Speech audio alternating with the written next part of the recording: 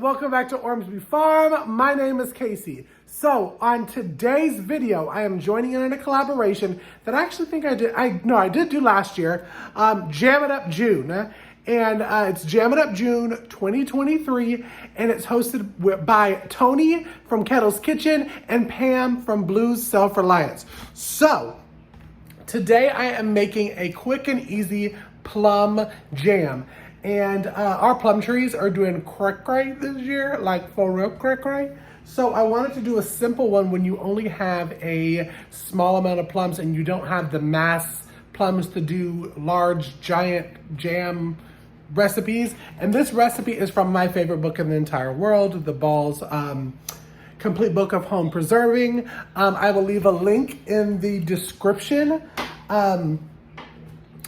for this book. If you want to get it from Amazon, it's amazing. I use it for everything.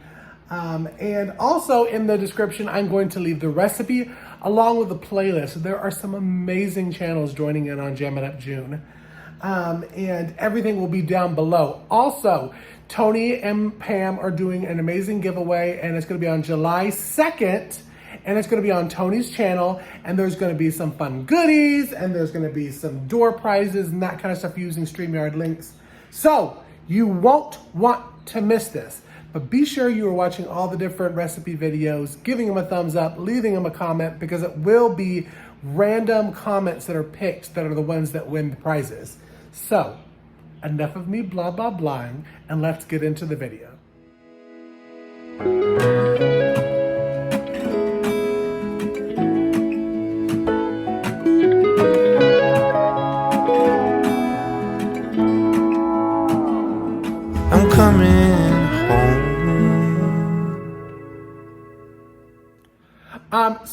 So what I'm gonna do is I'm doing a quick plum jam.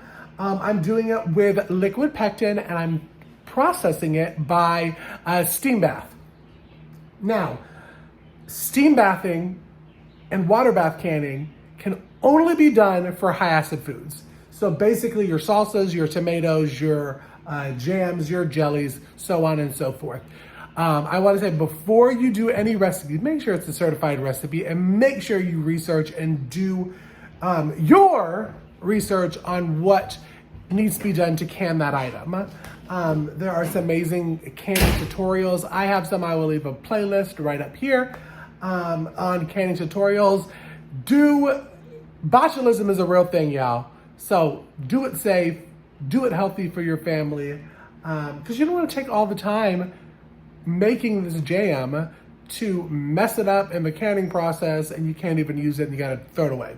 So now I'm gonna head over to the stove, and we're gonna go ahead and get my 4 cups of the plums. Now I have taken the seeds out of the plums, and I've left the skin and everything in there. I personally like to do that because it's a lot of nutrients in the skins of fruits and veggies. It's a personal preference. Don't come for me.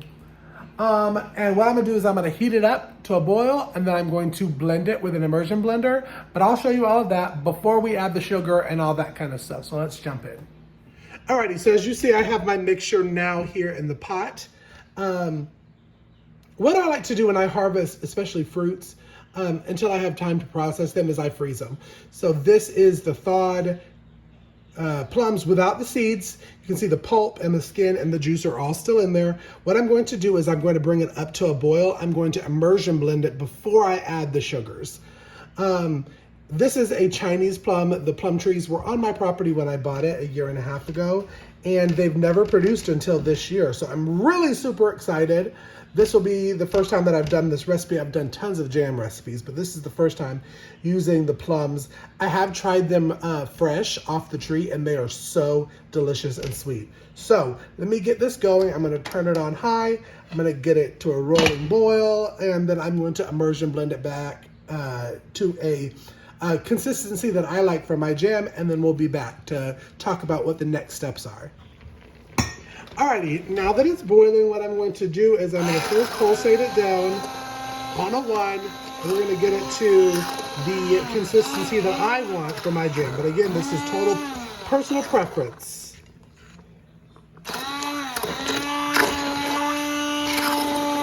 But be careful because of course this is boiling juice. Alrighty, so it's now at the consistency that I want. And what I'm going to do is add in the sugar. So what I'm going to do is I'm adding 6.5 cups of sugar to this recipe. One thing that I wanted to mention is make sure that you do the allotted cups of sugar that the recipe calls for. If you think 6.5 is too much for you, then you may want to look for a lower sugar recipe that calls for lower sugar pectin.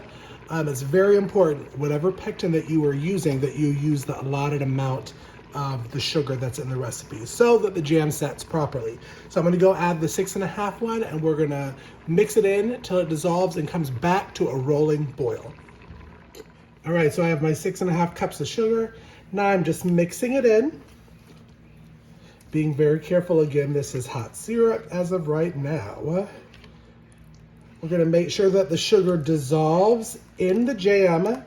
And before we add our pectin, we are bringing it back up to a rolling boil. So rolling boil meaning that it cannot be stirred away.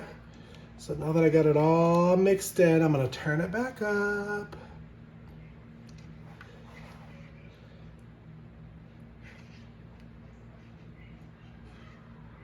And you're gonna want to be stirring constantly.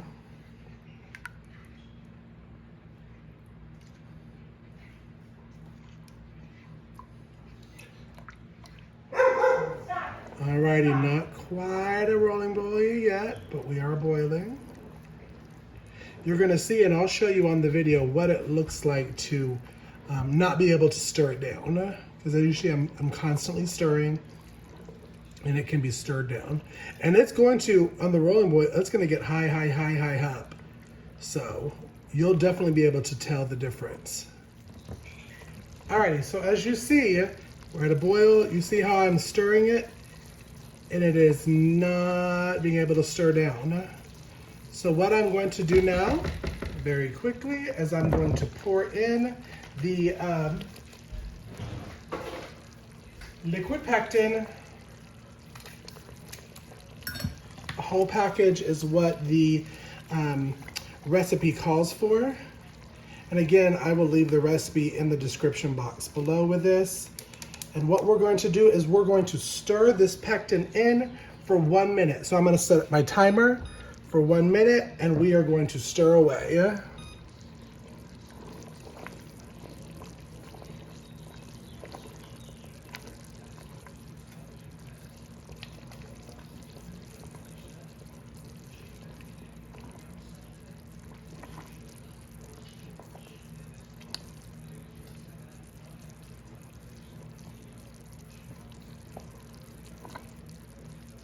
And it's important to stir the entire 1 minute to make sure that that liquid pectin gets all immersed in your hot syrup.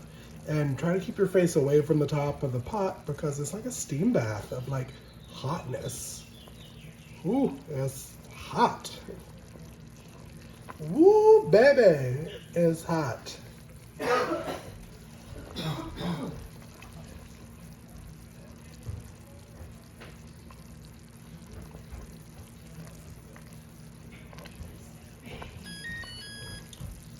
All right, and now I'm going to move off the burner. And now we are going to can it up. Alrighty, so now in our clean jars, we're going to add the hot syrup mixture into it. Now I wanted to explain a couple things while I'm doing it. I do sell my jams at farmers markets, so our jars look a little bit different. And I always use 4 jars lids for my family use, but to sell, they're just too expensive. So we do use non-4 jar lids. So what I'm gonna do now is I'm gonna fill each jar up to 1/4 of an inch headspace. Again, clean jars, I've already inspected them, make sure there were no cracks. And then we are gonna wipe it down with vinegar and get it into the steam bath. So I will show you one of them and then we'll come back when we're ready to put it in the steam bath. Okay, so we'll do the one, I'm using this one because my 4 jar lids are wide mouth. So this one will be for my personal use. So what I'm going to do is I'm going to ladle in the hot mixture. Again, be careful. To 1/4 of an inch of headspace.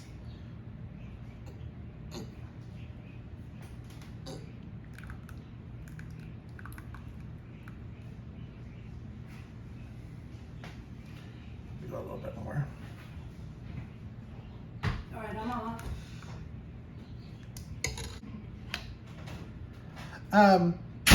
Here, and we're going to grab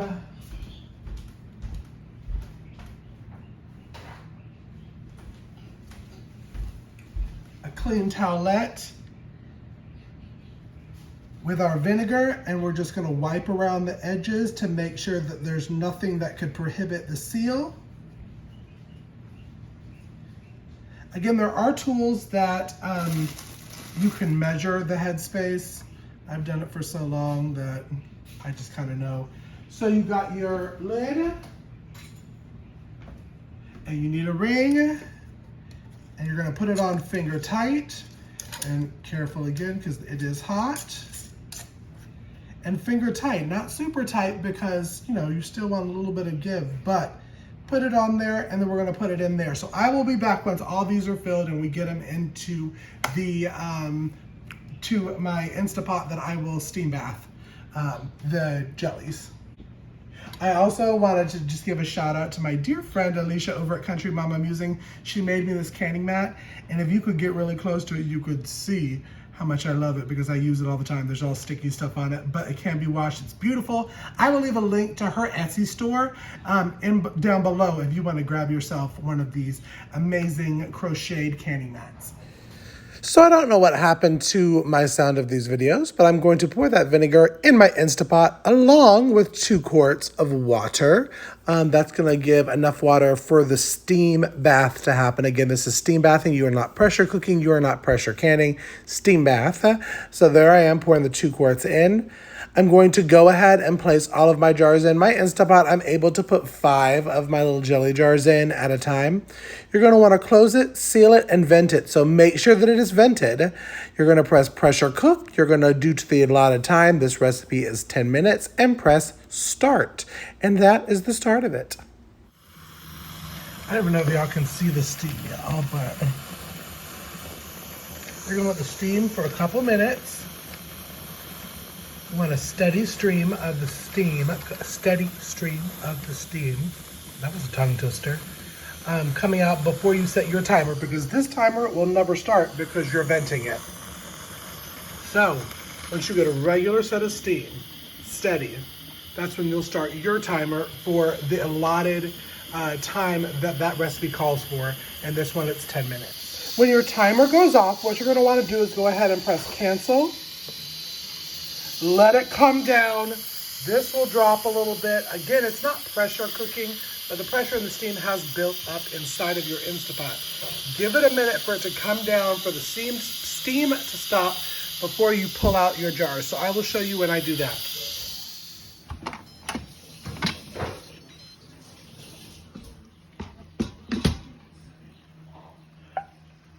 Ooh, and you already hear the popping. Oh, crrr. Alrighty, y'all. So then when you pull them out, you're going to make sure that you leave them undisturbed for 24 hours. And then you have some delicious home canned jam. So as I'm editing this video, I saw that I didn't do an outro. So way to go, Casey. But yes, let it sit on your counter for 24 hours undisturbed. You'll hear the beautiful popping noise. When they seal, go ahead and label and date. And then it's shelf stable. You have some delicious shelf stable jam that you can use all throughout the season. So y'all, thank you so much for tuning into this video. I hope you enjoyed it. If you did, make sure to give it a thumbs up. Follow, subscribe, hit that bell icon so you know that anytime that new content drops to the channel. Also, down below, again, I will leave the playlist for Jam It Up June 2.0 2023. And I want to say a huge thank you again to Tony and Pam for putting this collab together. There's some fabulous, fabulous collaborators in this collab. So be sure to watch everybody's video, give it a thumbs up, leave a comment. On July 2nd, be sure to head over to Tony's channel for the giveaway. They will be picking from random comments. So you make sure that you comment, because that's important, y'all. Also, the canning book that I have below, all the equipment that I use today is in our bio box. We do get an affiliate commission from it. It costs you no more money. But y'all, thank you for tuning in. Follow us on social media, Instagram, Facebook, Instagram, TikTok. And until next video, be blessed. Bye, y'all. I'm coming.